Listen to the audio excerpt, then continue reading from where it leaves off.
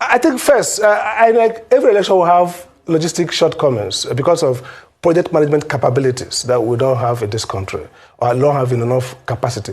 But the real thing that INEC always skips is the integrity failure. That's the critical thing. Look, people were not going to break their head. People were not going to go to court. Have you seen, look at the electoral cases, look at all the cases in court. None of them is about voting started 30 minutes after schedule. Nobody really goes to court to challenge, logistic failures.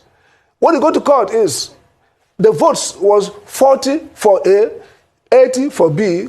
INEC and the officials changed it and put, that's what you're going to hear. The key thing INEC is not addresses integrity failure. For example, the Act says you have the power to disqualify. Why will you allow somebody who has fake certificate to process? You have all the time. You are doing consultation, meeting with a road transport union. Why not first do that? If you look at the US, anywhere in the world, you file your intention to contest election.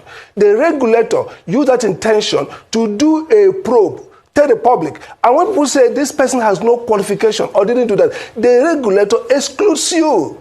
Now, INEC will play dead brain, fraud the whole place with people who are not qualified, fake results everywhere, fake certificate. Then after election, they start meeting with road transport workers. Look, the key missing thing in this election was failure of integrity that was either deliberate or based on ignorance.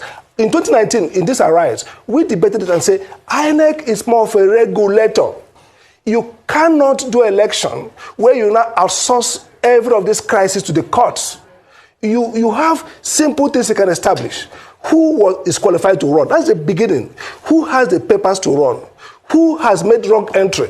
Who has not filed his papers within the time allowed? Those things are strict liability. You exclude them, election continues. So INEC bungles everything deliberately and then starts a showboating. Meet with road transport worker, meet with garage sellers, meet with newspaper printers. That's not the job. The real thing that is at stake in this election is integrity. And integrity is critical to economic development, to democracy. You cannot surrender the regulatory power of the state in order to allow few individuals access power and achieve their political ambition.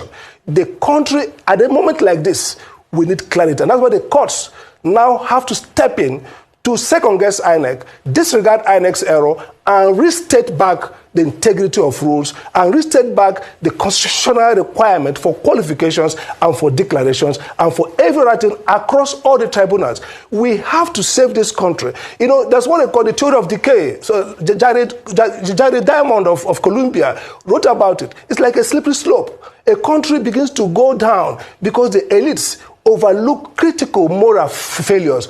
That moral clarity is what we need at this point. To say, look, the republic is more important than anybody's political interest. And if we don't do that, we're going to see the rise of criminal networks. You see judges disappear on the streets.